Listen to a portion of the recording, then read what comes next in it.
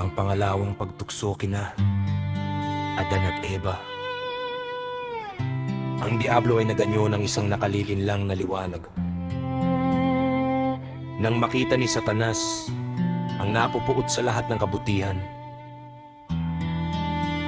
kung paano sila nagpatuloy sa pananalangin at kung paano nakipag-ugnayan sa kanilang alahaya at pinaginhawa sila, at kung paano niya tinanggap ang kanilang handog, gumawa ng isang pagpapakita si Satanas.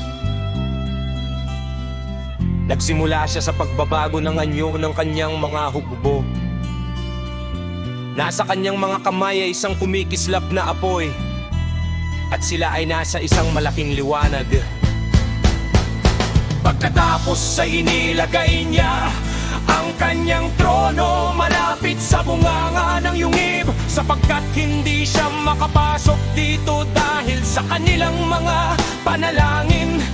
At pinaliwanag niya ang yungib hanggang sa kuminang ang yungib. Kaya Adan at Eva, habang ang kanyang mga hukbo ay nagsimulang umawit ng mga papuri.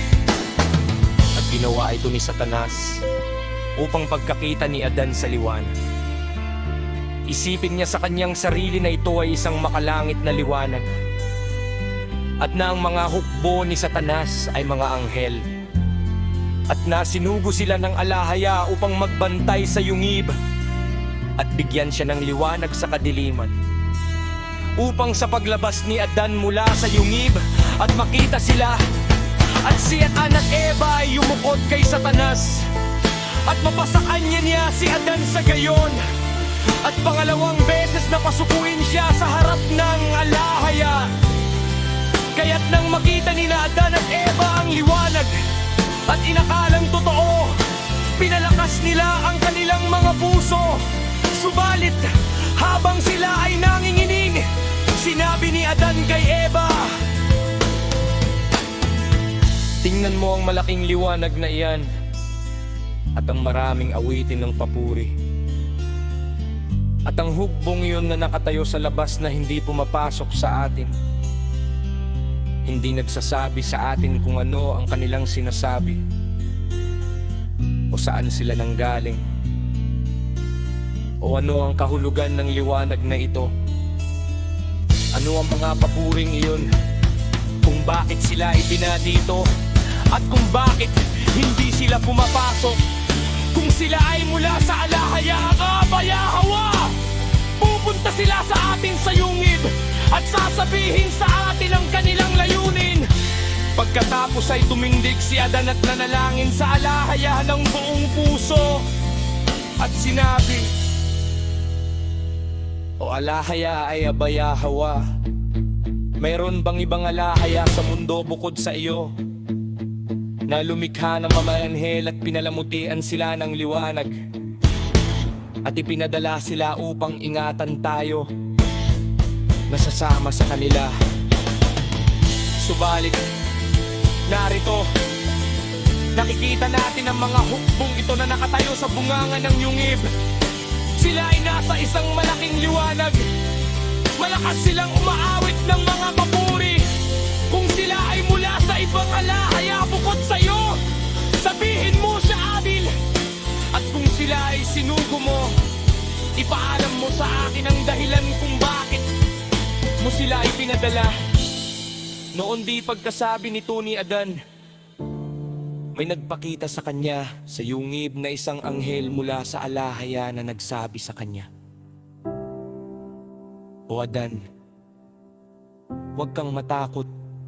Ito si Satanas at ang kanyang mga hukbo.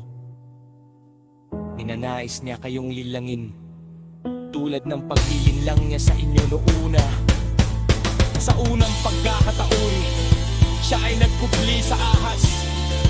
Ngunit sa pagkakataong ito ay naparito siya sa anyo ng isang anghel ng liwanag, upang nang kayo ay sumamba sa kanya, ay maalipin niya kayo sa mismong harapan ng alahaya, Abayahawa." Pagkatapos ay umalis umalis ang anghel kay Adan at hinuli si Satanas sa pasukan ng yungib at tinubaran siya ng huwad na anyong kanyang ginamit at dinala siya sa kanyang tunay at kakilati-lamot na anyo kina Adan at Eva. Talatakot sa kanya nang makita nila siya. At sinabi ng anghel kay Adan, ito ang kanyang pakilakilabot na nyo. Mula nang ipahulog sa iyang alahaya, Eva ya aba, mula sa langit. Hindi siya makalapit sa inyo, sa inyong iyon. Kaya't nag-anyo siya bilang isang luhan ng liwanag.